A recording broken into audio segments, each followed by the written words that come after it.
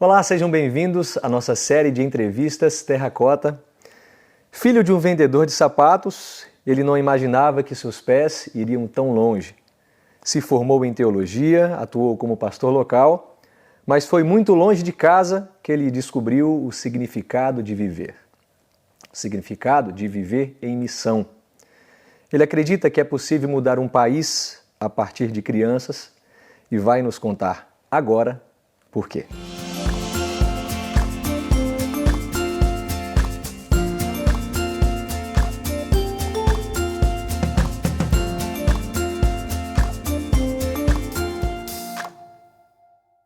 Pastor, seja bem-vindo ao Terracota. Que bom que você aceitou o nosso convite, é um prazer tê-lo aqui. Que alegria poder estar aqui com você, Peterson, e com todos os amigos que, quem sabe, em algum momento vão assistir esse bate-papo gostoso que nós vamos ter sobre missão, sobre vida, sobre dúvidas e tantas coisas que fazem parte do dia a dia da gente, né? Com certeza, pastor. Pastor, quem é o Elbert? Fala pra gente da sua infância, como foi, onde o senhor nasceu. Sabe que eu costumo responder essa pergunta começando, às vezes, quase que aonde a maioria termina. Eu sou fruto da graça, do amor, da misericórdia e de um Deus que já me perdoou tantas vezes e que pela graça e pela misericórdia dele, como diz Jeremias, que se renovam todos os dias na nossa vida, eu consigo levantar com alegria todos os dias. Elbert nasceu numa comunidade pequena em Rolante. Na verdade, eu sou natural de Taquara, que fica a 10 quilômetros desse sítio. Então eu consegui chegar até o hospital, nasci em Taquara e me criei numa comunidade adventista, onde nós tínhamos uma pequena igreja lá no sítio, tínhamos também uma escola adventista e uma família grande.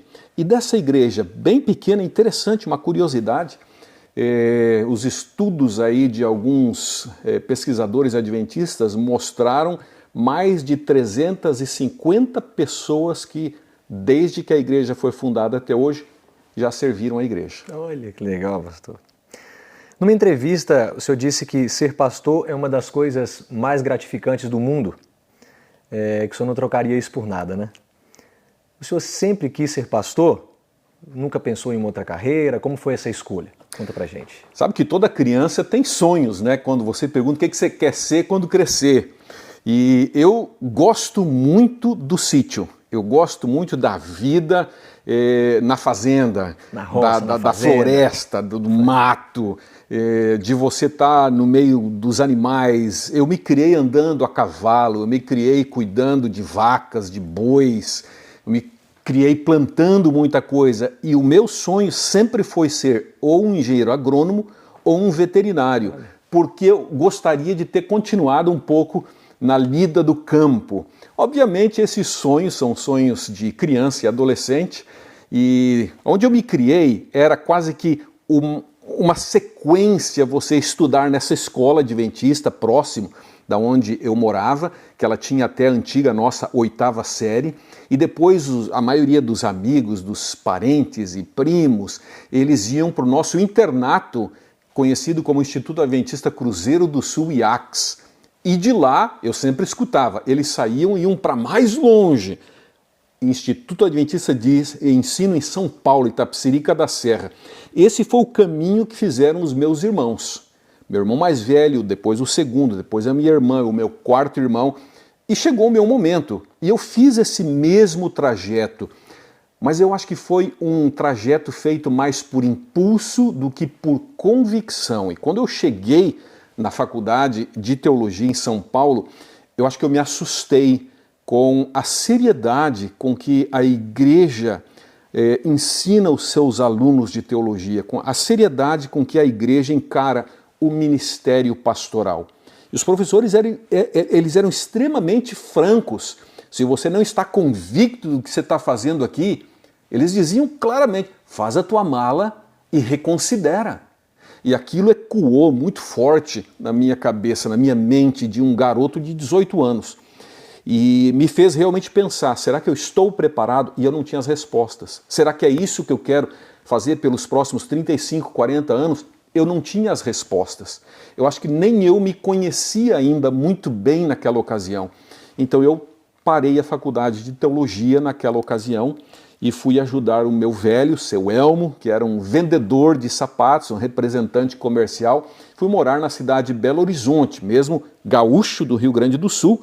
Me mudei para Belo Horizonte e ali fui estudar também um pouco administração de empresas. E esses 3 anos que eu morei nessa cidade me ajudaram a fazer todas essas reflexões que em 6 meses eu tive as perguntas, não tinha as respostas. Enquanto eu estava lá em Belo Horizonte, veja, Peterson, o meu irmão mais novo, que nunca havia falado em fazer teologia, nunca. Ele foi morar comigo, foi fazer cursinho, o antigo cursinho pré-vestibular, porque ele queria fazer odontologia. Determinada sexta-feira, escutando o grupo Arautos do Rei, o quarteto, cantando, nós dois sentados. Ele olhou para mim e falou assim, cara, você sabe que eu acho que eu vou fazer teologia, Deus tem falado comigo. Eu não disse para ele na ocasião, mas eu falei, eu não acredito que esse moleque, como eu chamo, né, o meu irmão mais novo, Marte, não acredito que esse moleque veio morar comigo aqui para mexer na minha cabeça de novo. E todos aqueles pensamentos que eu havia tido e que não tinha as respostas, eles voltaram. Martin foi para o novo IAE, lá em Engenheiro Coelho, o nosso colégio, o NASP hoje, e foi uma das primeiras turmas. Eu lembro que ele não tinha recurso, ele foi colher laranja no laranjal, na fazenda imensa de laranja, mas determinado a fazer teologia, determinado a ser um pastor. Aquilo foi muito importante para mim. E foi ali que eu fiz as minhas orações e os meus, aquilo que a gente fala, os meus diálogos com Deus. Eu falei, Senhor, se o Senhor me responder algumas perguntas, eu acho que eu vou ter essa convicção que por anos eu não tive. E eu fiz para Deus várias propostas e Deus me respondeu. Então, no meio de 92 foi quando eu retornei a fazer teologia, então me graduei no ano de 95. Então, veja, não foi o meu sonho de infância nem de adolescência. E eu acho que nem na juventude eu tive essa convicção.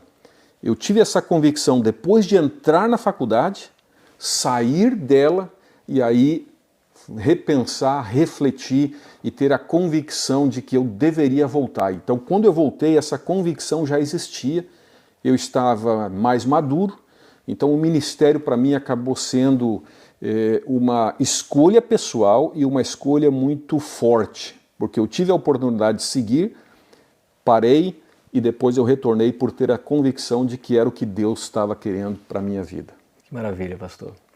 Herbert, as pessoas nascem missionárias ou elas se tornam missionárias? Interessante quando a gente fala hoje da palavra missionário, né? Você sabe que parece até que existe eu não vou dizer um preconceito, mas vamos dizer, o Peterson é um missionário. E já vem na nossa ideia uma imagem do que seria o missionário, o apóstolo. Parece que foi um pouco deturpado. Eu gosto muito da declaração de Ellen White, que ela diz assim, ó, todo verdadeiro discípulo, ele nasce no reino de Deus como um missionário. Por quê? Porque missionário é aquele que tem uma missão. Eu acredito que você, como um profissional, você tem uma missão. Você, como um pai de família, você tem uma missão. E você, como cristão, você tem uma missão. Eu tenho uma missão como cristão. Você, Peterson, tem uma missão como cristão. Quem nos ouve tem uma missão como cristão. Discípulo é um indivíduo que segue um mestre. Eu sou um discípulo de fulano, eu sou, às vezes a gente até brinca, né?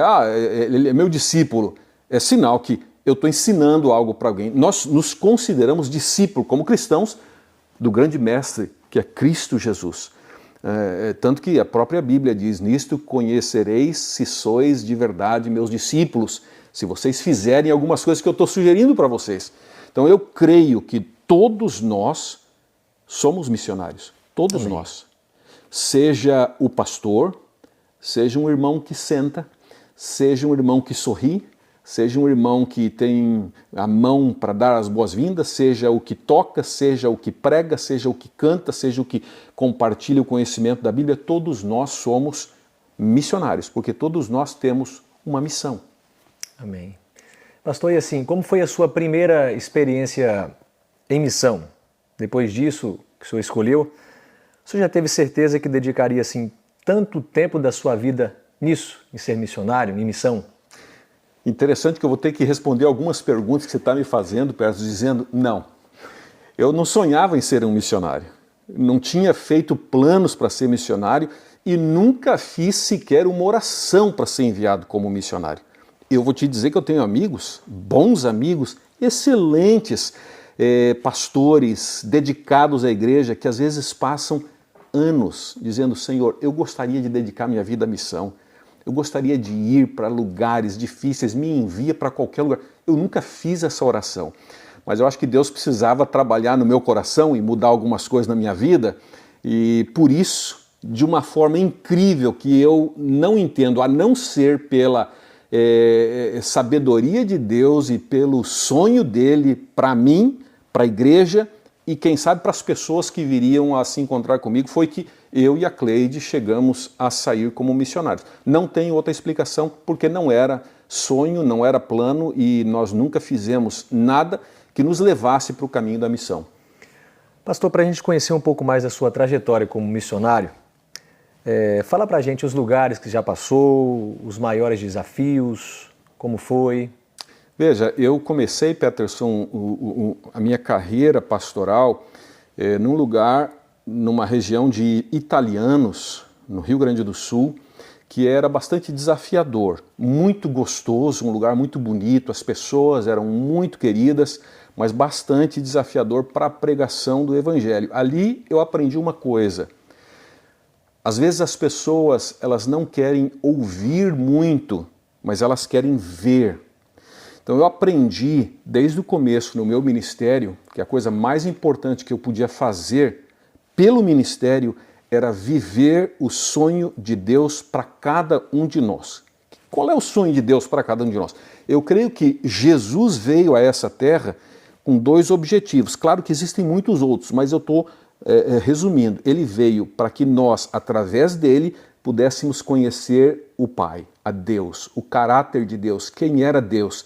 E ele veio com outro objetivo que era servir, amar o próximo. Essas duas coisas estão conectadas. Então eu acredito muito que a vida ministerial, eu começando lá nesse lugar do interior do Rio Grande do Sul, me ajudou a entender que a melhor coisa que você pode fazer é você representar a Deus diante das pessoas e você ser uma ponte quase sem palavras, através do que você faz, através da forma como você trata elas, através da forma como você lida com problemas, através da forma como você se relaciona, elas vão dizer: esse indivíduo está me mostrando que ser um cristão vale a pena, que seguir a Jesus vale a pena. Depois desse início, nós fomos chamados então para irmos à Ásia. E já comentei, não era nosso plano, nós sofremos bastante, especialmente a Cleide, porque nós fomos chamados para ir para um lugar que nós não fazíamos ideia do que era e do que nos esperava. Quando eu estudei, eu ouvi falar desse país chamado Mongólia. Eu só sabia que Gengis Khan havia vivido na Mongólia, era o meu conhecimento sobre a Mongólia. E depois eu fui descobrir que a Mongólia tem a capital mais fria do mundo. Existem muitas, milhares de famílias na Mongólia que são nômades, criam animais, vivem em tendas e migram de lugar para lugar. Quando nós chegamos lá em 2003, isso era ainda muito mais forte. É um país extremamente distante quase de todos os demais, está localizado entre China e Rússia, ao norte é Sibéria, na parte sul Rússia, e 6, 7 meses ao ano o clima da Mongólia ele oscila entre 20 a 50 graus abaixo de zero. Então você está como que vivendo dentro de um freezer, só que você dobra a temperatura negativa. Porque, segundo o que eu sei, um freezer tem mais ou menos 18, 17 graus abaixo de zero. Então você dobra essa temperatura, é como se você vivesse nesse local. Eu não imaginava o que significava isso, não tinha a mínima ideia. Quando eu escutei falar da Mongólia, eu imaginei, frio, tranquilo, eu sou do Rio Grande do Sul, né? Tem inverno frio no Rio Grande do Sul. Mas eu não fazia ideia o que era que nós íamos enfrentar. Tanto que eu até às vezes brinco que a Cleide, ela é criada na cidade, e a mulher às vezes ela tem um pouco mais dessa sensibilidade de saber, de querer entender para onde eu estou indo, em que barco que eu estou entrando, e ela foi pesquisar. Quanto mais ela pesquisava, mais ela chorava. Eu ficava imaginando por que chora tanto essa minha querida esposa. Depois eu fui entender. Ela chorou antes de ir, eu chorei depois, quando eu cheguei. Ela já sabia o que ela ia encontrar lá e eu ainda não sabia. Mas chegamos num lugar de pessoas muito hospitaleiras, pessoas muito queridas, um país com tremendas dificuldades políticas, porque havia saído do comunismo, dominado pelos russos. Os russos abandonaram o país, deixaram o país sem governo, uma economia inexistente, e nós chegamos logo depois, onde a comida era muito escassa, pela temperatura muito hostil, não se produz praticamente nada, não se planta fruta, não se planta verdura. Então os primeiros anos que nós vivemos lá foram anos bastante desafiadores, mas anos de aprendizado que eu acredito que eu posso fazer 2 ou 3 doutorados, que eu não vou aprender tudo aquilo que nós aprendemos nos anos que a gente viveu por lá. Que incrível, pastor. Pode beber tua água, né? O senhor, então, se formou no Brasil, pastor, teve a sua missão iniciada ainda no Brasil, teve a missão na Mongólia, e ainda falando sobre isso, dos desafios, pastor, como alguém que é experiente em missão consegue fazer esse trabalho, que é desafiador e muito difícil, em países, em localidades, em lugares que por vezes não existe liberdade religiosa, né? Como é que acontece a missão nesses lugares? Você tem que ter muito cuidado, não pode falar onde você quer, enfim, abordagem. Como que é feito esse trabalho, Herbert? Interessante a pergunta, Peterson. Às vezes nós temos a pretensão de que sabemos, quando na verdade o missionário ele precisa sempre estar num processo constante de crescimento e aprendizado, e ele tem que estar sempre aberto à voz do Espírito Santo, porque você vai encontrar praticamente em todos os momentos situações para as quais você não estudou e você não teve preparo para aquilo. Então, a vida de um missionário é uma vida de constante sintonia com aquilo que foi o ministério de Jesus. A Bíblia diz que o método de Jesus era se misturar com as pessoas, tentar entender como as pessoas pensam, tentar calçar o sapato daquelas pessoas, tentar entender o mundo onde elas vivem, onde elas estão inseridas, como elas enxergam aquele mundo que eu enxergo. E a partir disso você começa a se interessar por elas. Não você imaginar que são essas pessoas que têm que se interessar pelo teu mundo, não. Eu como missionário, com a missão que eu tenho que ir. Então, eu entendendo um pouco como elas pensam, como elas veem o mundo, os medos que têm, como funcionam as famílias, quais são as dificuldades, você consegue começar, quem sabe, a conectar elas e levar a elas a pensar diferente do que elas haviam pensado até então. E nesse processo, muitas vezes elas olham para você e dizem assim, como disseram para mim muitas vezes, o que levou você a sair lá daquele tremendo, grande país, Brasil, com uma igreja animadíssima, com um grupo de adventistas que está sempre animado, sempre igrejas cheias, e vir para cá, no fim do mundo, trabalhar conosco. No momento que eles começam a pensar dessa forma, você então liga eles a Jesus.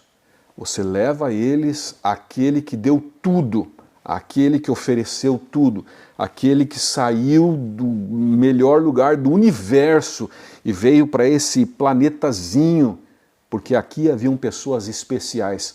Eu, como missionário, sempre procurei levar as pessoas a entenderem que elas são especiais para Deus e tudo aquilo que nós fazemos não é nem por elas, não é por elas, é pelo amor que nós temos por esse Deus que fez tudo por mim.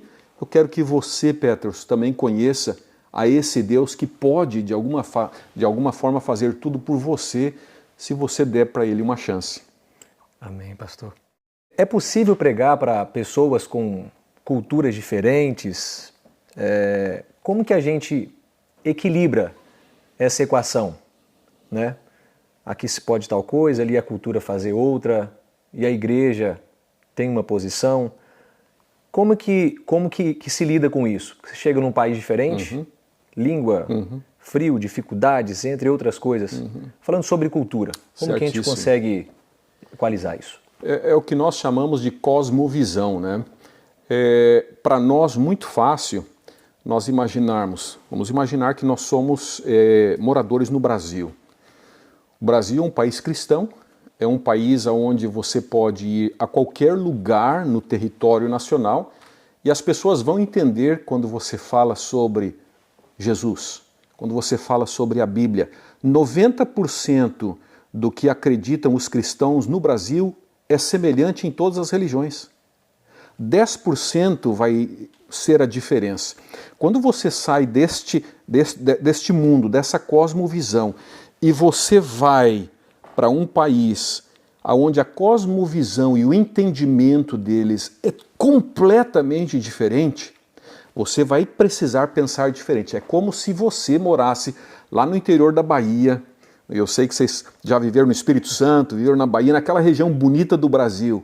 E eu chego lá e eu vou tentar fazer você um adventista que acredita naquilo que diz a Bíblia e naquilo que a igreja fala que é a nossa crença fundamental. E eu digo para você e começo a falar para você sobre Siddhartha Gautama e a religião de Siddhartha Gautama. Você vai olhar para mim primeiro e você vai dizer assim, quem é esse camarada? Da onde ele veio? O que ele prega? Quando nós chegamos na Mongólia, a maioria das pessoas na Mongólia nunca haviam escutar falar sobre esse Jesus Cristo.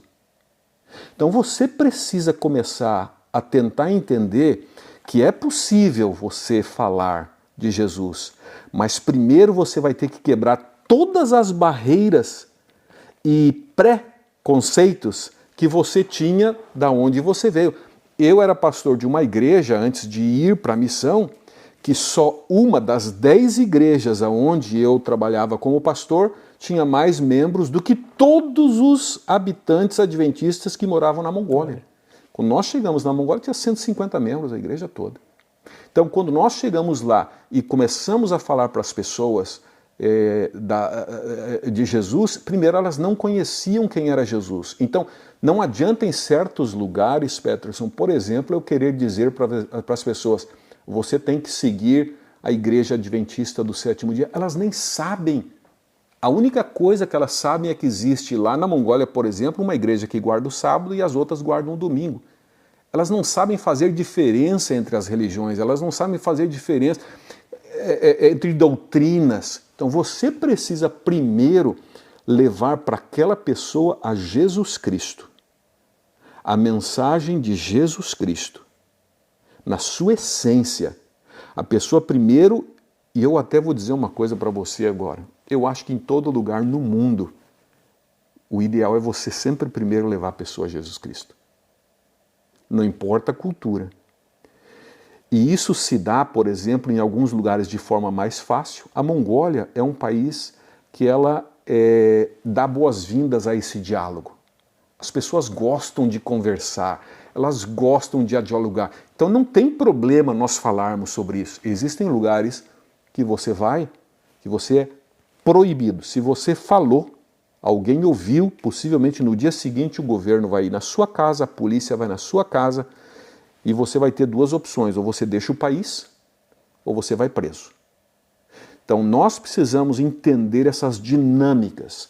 Em alguns lugares, mesmo com toda essa cultura sendo desconhecida ao cristianismo, as pessoas estão mais abertas e você tem liberdade. Existem alguns lugares onde isso é proibido legalmente. A cultura do país, ela proíbe você de você falar sobre religião, de você expressar a sua opinião sobre religião. Por quê? Porque o país tem uma religião, Então todos têm que falar da mesma forma, todos têm que pensar da mesma forma. Nestes países é possível? É. Só que aquilo que nós conseguimos, por exemplo, na Mongólia fazer em 2 anos, 3 anos, em alguns outros países vai levar 10, 15 ou 20. Então, nessa reflexão, até é importante você pensar também, aqueles que nos escutam aqui, que quando você escuta que em alguns países e quando você vê vídeos, por exemplo, uma igreja ou um missionário foi e em 4 anos ele conseguiu batizar uma única pessoa. Na verdade, ele impactou muitas, mas uma foi a que publicamente diz: eu vou seguir. E muitas delas tomam a decisão, muitas delas aceitam a Jesus, muitas delas seguem os valores bíblicos, muitas delas dizem: eu sou um cristão, mas elas não podem em nenhum momento tornar isso público. Porque se elas tornam público, e eu conheço, já vi vídeos, já vi fotos que me levaram honestamente às lágrimas. De ver o que algumas pessoas sofrem em alguns países do mundo pela decisão tomada de seguir a Jesus. E a gente, inclusive, tem muito cuidado quando a gente fala sobre esses temas, porque a gente não pode nunca expor estes fiéis que representam a Deus em distintos lugares do mundo e que correm riscos constantes. Essa semana mesmo estávamos em uma reunião, quando alguém disse que daquela foto que ele estava mostrando numa reunião fechada, sem câmeras, todas as pessoas daquela foto já haviam sido presas pela fé que elas professam. Todas as pessoas daquela foto. Então, nós precisamos entender as culturas para que nós possamos ajudar essas pessoas a conhecerem melhor a Jesus, mas nós também temos que ter responsabilidade por essas pessoas com as quais nós estamos compartilhando a nossa fé. E para isso você precisa ter muita sensibilidade e você precisa ter muito amor ao próximo e nenhuma agenda escondida, nenhuma carta na manga. Nesses lugares você não pode ir pensando em números. Nesse lugar você não pode ir pensando que eu vou passar 2 anos lá, volto para a minha igreja, vou fazer um relatório lindo, vou mostrar foto e vídeo de todo mundo. Você não pode mostrar foto de ninguém. Você não pode mostrar vídeo de ninguém. Você faz um trabalho silencioso e para nós brasileiros ou sul-americanos isso é angustiante. Porque nós queremos contar, nós queremos falar, nós queremos que as pessoas vibrem, nós queremos que as pessoas ajudem, que as pessoas saibam, mas nós não podemos fazer isso com relação a muitas pessoas. Milhões delas no mundo você não pode expor. Então, a vida de um missionário é uma vida de desafio pessoal, desafio familiar e desafio coletivo. Porque você também é um responsável, é um pai espiritual por essas pessoas com quem você está compartilhando a tua fé, a tua crença e sonha que elas também passem a amar Jesus como você e eu amamos. Impressionante, pastor. Quantos desafios, né? Muitos. Pastor, eu quero inserir aqui agora uma pessoa muito especial, que você já falou o nome, a Cleide, que inclusive está aqui no nosso estúdio e que em breve ela também vai ter um episódio falando sobre os seus desafios, sua história, para a gente conhecer um pouquinho mais da Cleide. Então agora, pastor, eu quero agora que a gente entre um pouquinho na tua família, para a gente conhecer um pouco mais da Cleide, da sua família. Fala um pouquinho sobre isso.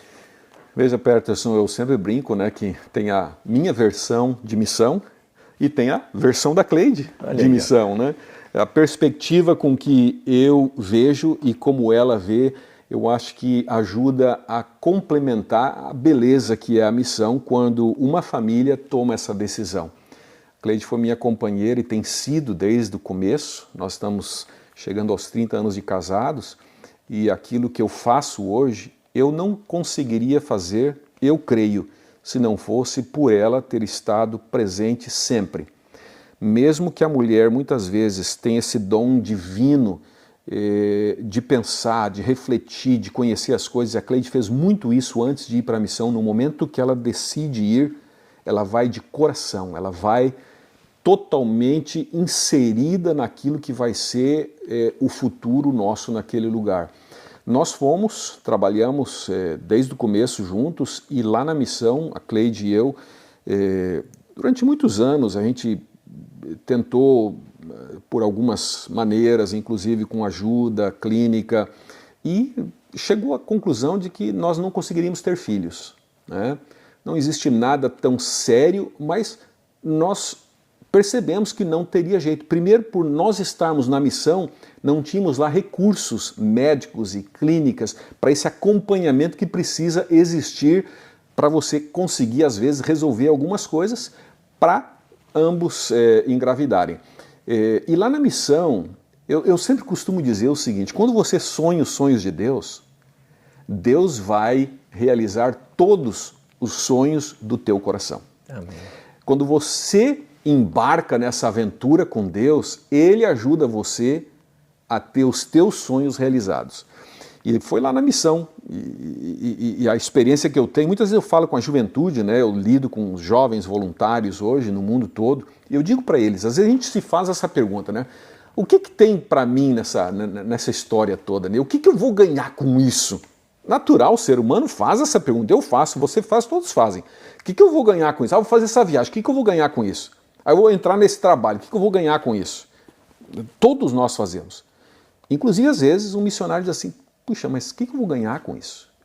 E eu costumo dizer que a Cleide e eu ganhamos o bem mais precioso, porque foi na missão, não na primeira, mas na segunda vez, que nós conhecemos o Mindê e a Hongorô. Eles eram filhos de um jovem viciado em álcool, desde muito cedo. A mãe era surda e muda. Essas duas crianças, elas foram separadas logo que nasceram, a menina ficou com a mãe, o menino com o pai, e através de uma jovem que a Cleide conheceu nos projetos que a igreja tinha para as jovens, nós chegamos a conhecer o Mindê primeiro, um garotinho de 3 anos de idade que morava com o pai na rua praticamente todo o tempo, e ali começou uma relação. A Cleide passou a ajudar ele, começou a comprar roupa, começou a enviar ele para um daycare, né, um jardim de infância, onde ele ficava de segunda até sexta. Mas porque todo missionário quer ajudar, todo missionário quer ver pessoas desenvolvendo, está no nosso sangue, é o DNA. E a Cleide estava fazendo aquilo porque ela dizia, não, uma criança não pode ficar na rua, a criança não pode ficar sem comer. Então ela, conhecendo a realidade, passou a pagar para ele o jardim da infância, etc. Depois descobriu que ele tinha uma irmãzinha, chegou o tempo de ele ir para a escola, a Cleide era diretora da escola, e ficou pensando, e agora como é que... Não podemos colocar ele em qualquer escola, nós temos uma escola adventista, nós temos que colocar ele na escola adventista, mas ele morava muito longe da escola, e então a Cleide disse, puxa, nós moramos num apartamento que tem 3 quartos, vamos trazer ele dorme no quarto, de manhã eu vou para a escola, ele vai comigo. Então começou uma relação de nós ajudarmos alguém, mas esse alguém passou a fazer parte do nosso dia a dia, da nossa vida. Depois a Cleide conheceu a mãe deles, a irmãzinha dele. Falou, não, se ele está aqui, a irmãzinha também pode ir, ela também tem que estudar, ela também tem que ter o direito a crescer e aprender. E foi nesse sonho, nessa boa vontade de ajudar, que essas 2 crianças passaram a fazer parte da nossa vida.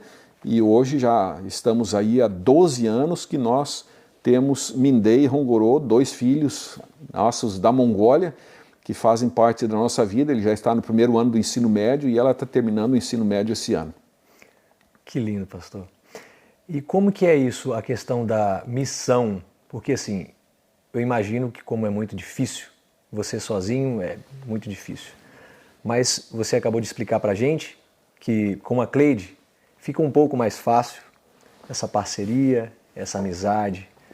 Com criança, com filhos, isso realmente se torna uma coisa mais difícil, mas pode passar para eles esse desafio, essa vontade de também ser missionário, de também falar do amor de Jesus para outras pessoas? Não é fácil você conciliar todas as coisas. Não é fácil. Se você vai com a tua esposa ainda jovem, cheia de energia, saúde, você consegue vencer inúmeros obstáculos, sem nenhuma dificuldade. Quando você tem filhos, você já tem uma outra dinâmica. Você também tem pessoas que dependem de você, são vulneráveis de certa maneira, vou usar a expressão vulneráveis no aspecto de são frágeis. Claro. Elas vão precisar de você para tudo. Então, dependendo o local para onde um missionário é chamado para ir, muitas vezes, se ele tem crianças pequenas, ele não pode ir. Ou se ele tem uma criança com algum problema que necessita de cuidados médicos mais frequentes, também não pode ir. Então, um missionário, ele tem que sempre levar em conta que ele não está indo sozinho.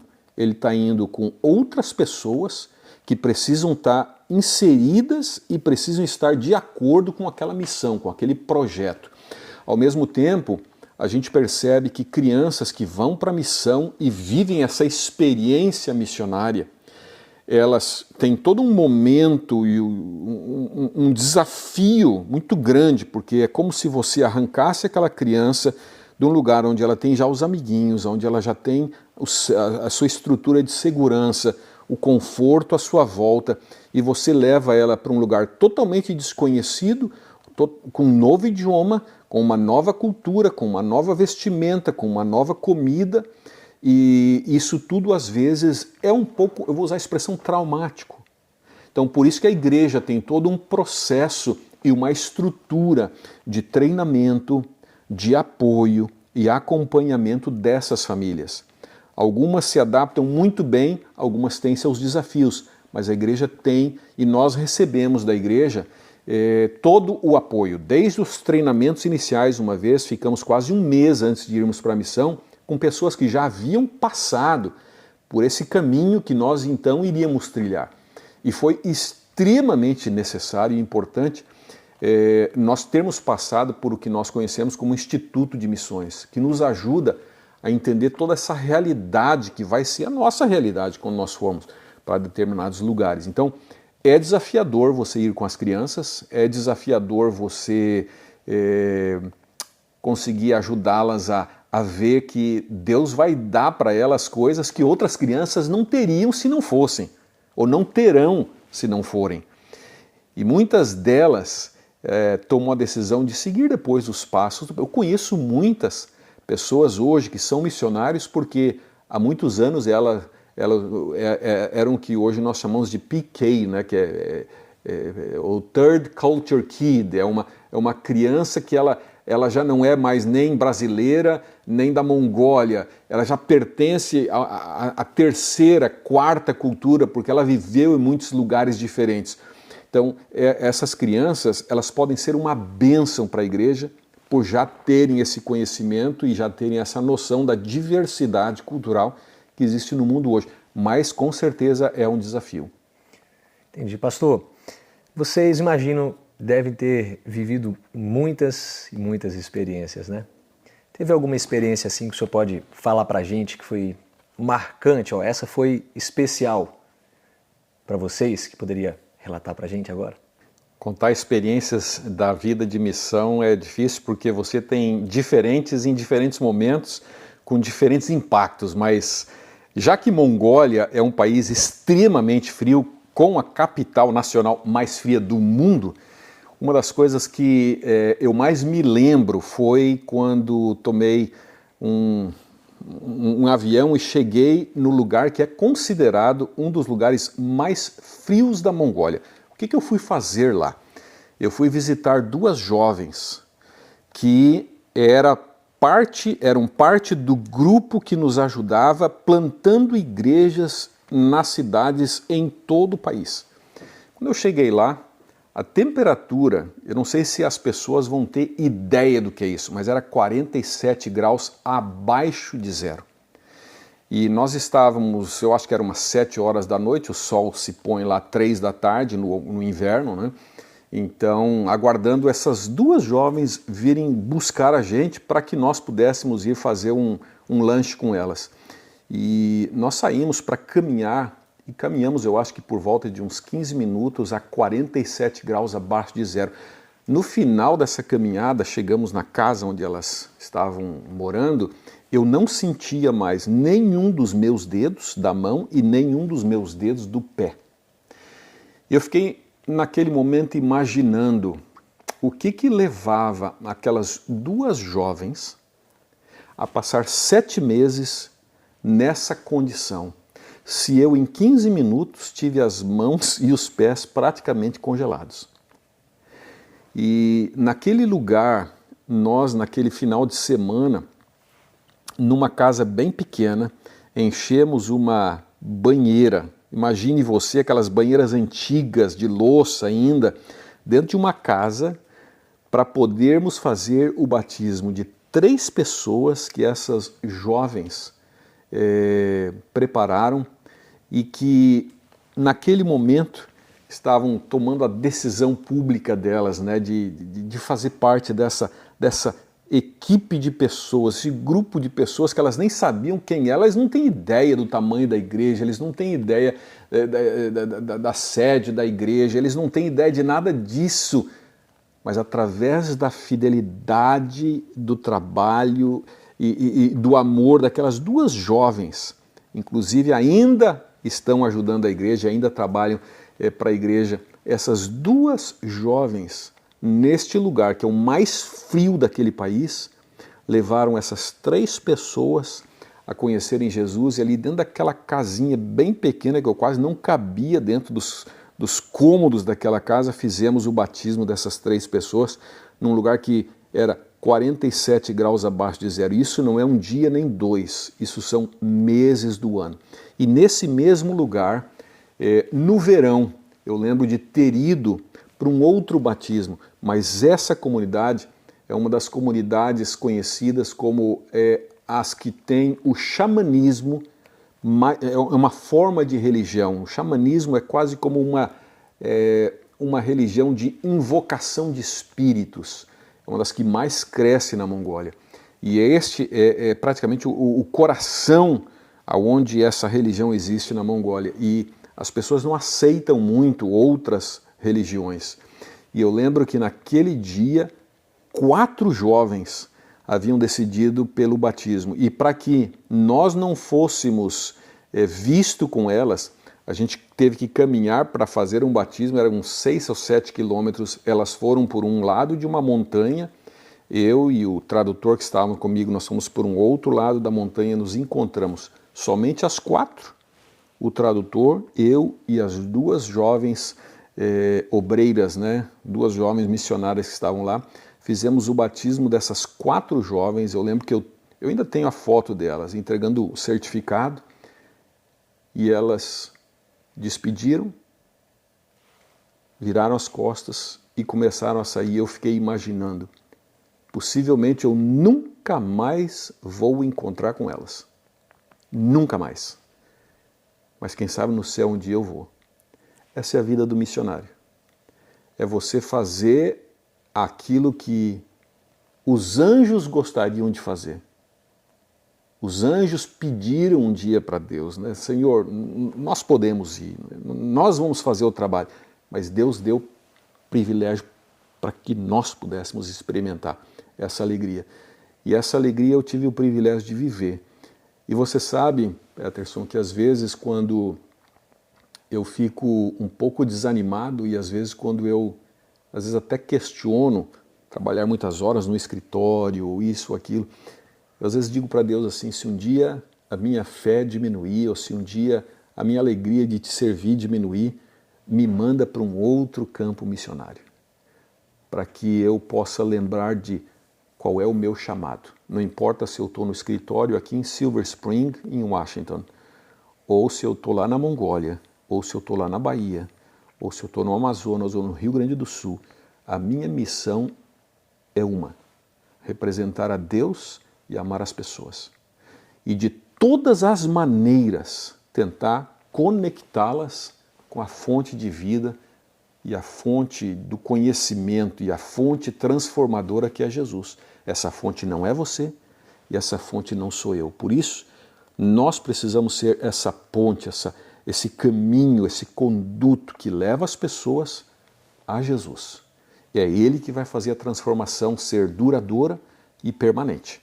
Então a minha oração sempre é, se por acaso em algum momento eu esquecer um pouco do meu caminho, que esse motorista que dirige a minha vida me leve para alguma missão. E eu procuro fazer missão sempre que posso, todos os anos, para eu poder ter essa realidade viva no coração, na mente, e me manter sempre fazendo aquilo que Deus deseja que eu faça. Servir a Ele e amar as pessoas. Que bênção, pastor. Eu louvo a Deus pela tua vida, pela vida da Cleide, pela vida da sua família, que são instrumentos usados para evangelizar, para falar de Jesus, para abreviar a sua volta. Estamos chegando ao fim, mas temos aqui, pastor, algumas perguntas. Eu queria te perguntar, Elbert, quem é Deus para você? Uau! Eu comecei falando e quem sabe eu vou terminar falando. Deus foi aquele que transformou a minha vida. Ele sabe, a Cleide sabe, quando ele falou de uma forma muito clara algumas coisas que ele precisava me dizer, que ele precisava me ajudar a ver. Hoje eu tenho certeza que ele me ama incondicionalmente, que ele jamais vai me abandonar e que ele vai me salvar. Porque eu, mesmo às vezes rebelde, eu sei que o lugar mais feliz é quando estou perto dele. Na presença dele, buscando diariamente ele, gastando tempo com ele, que a minha vida tem sentido. Por isso que eu tento fazer dele o meu melhor amigo. Eu diria que, quem sabe, ele sempre foi, às vezes eu não via, mas ele sempre foi o meu melhor amigo, aquele que nos momentos que eu não pude falar muitas coisas para outros, eu falei para ele, ele me ouviu. Quem sabe se eu tivesse falado para algum amigo, não teria me ouvido, ou quem sabe teria se afastado. Deus me ouviu e não se afastou. E essa relação desde então tem sido muito especial. E eu sei que às vezes não é fácil, mas eu tenho tentado acordar todos os dias antes que eu faça qualquer coisa e gastar um pouquinho de tempo com ele. Amém. Se o senhor não fosse pastor, missionário, o que o senhor seria? Hoje eu não me vejo fazendo outra coisa. Já comentei, eu gosto muito da simplicidade da vida. Eu gosto da vida no campo, eu gosto de ser autêntico, eu gosto de ter relações que sejam verdadeiras e genuínas. Então eu não me vejo hoje fazendo outra coisa. Eu espero um dia, e até tenho um pedacinho de uma terra, onde eu possa desfrutar disso que eu gosto muito, que é da vida no campo, estar próximo da natureza, porque eu cresci com um pai que sempre me dizia, quem criou tudo isso foi Deus. Inclusive hoje vindo gravar aqui com você, eu estava vendo o sol se pôr, a metade do sol, quando ainda está fora da montanha e a metade, e eu disse a Cleide, eu falei, Cleide, não existe pintura que consiga descrever o que nós estamos vendo aqui agora. Então hoje eu não me vejo fazendo outra coisa, e não farei outra coisa, mas eu espero um dia desfrutar um pouquinho dessa criação tão linda de Deus aqui, e eu fico imaginando que a criação, imagina o que ele vai fazer um dia para nós, né? Hoje já está preparando para nós, já está quase pronto. Pastor Elbert, muito obrigado por dedicar esse tempo conosco. Fiquei impressionado com algumas histórias, experiências, e também as pessoas de casa com certeza gostaram muito de conhecer um pouco mais sobre a sua vida, a sua trajetória, sua família, e a gente ficou muito feliz. Muito obrigado em nome do Terracota de ter aceito esse convite e que tenhamos mais conversas boas e especiais como essa. Irmão Peterson, foi uma alegria poder ser o Elbert com você, com os demais. Nós estamos juntos nessa jornada e é como diz um sábio, né? Nós somos como aqueles mendigos que estão atrás do pão verdadeiro que alimenta. Esse é você, esse sou eu, e o pão verdadeiro Jesus tem para nós. Que Ele permita, eu e você, termos o privilégio de sermos alimentados por Ele todos os dias. Amém, pastor. Deus continue abençoando você e sua família. E a você que nos acompanhou até aqui, nós preparamos um clipe musical todo especial para você. Até a próxima, fique com Deus. Tchau, tchau.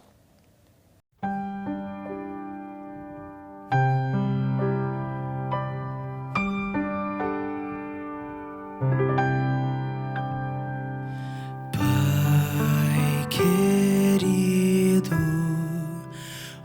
obrigado pelos planos, grandes sonhos especiais para mim.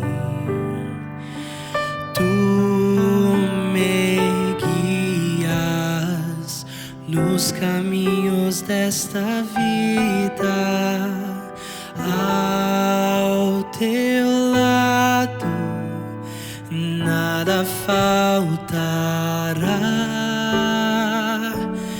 Eu te amo mais que tudo. Quando forte, quando fraco, ao meu lado estás. Agradeço, Pai querido, por ligar a nossa vida num só coração.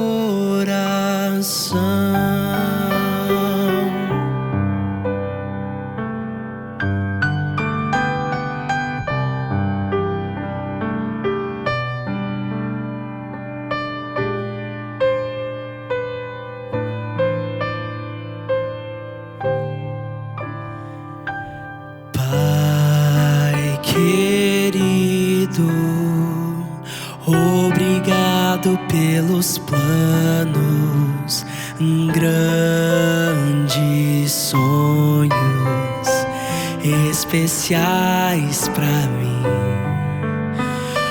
Tu me guias nos caminhos desta vida.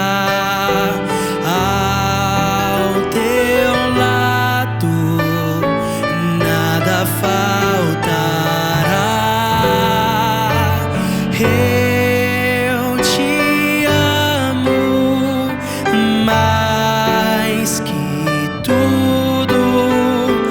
Quando fraco, tua força nunca falhará. Por tua graça, Pai, imploro transformar a minha vida em uma canção.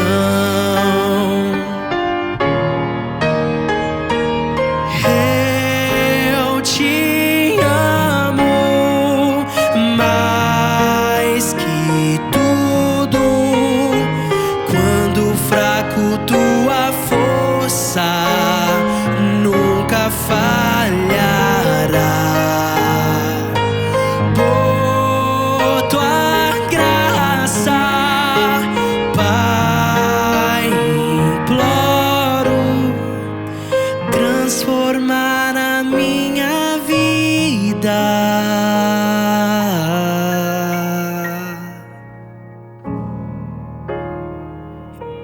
em uma canção.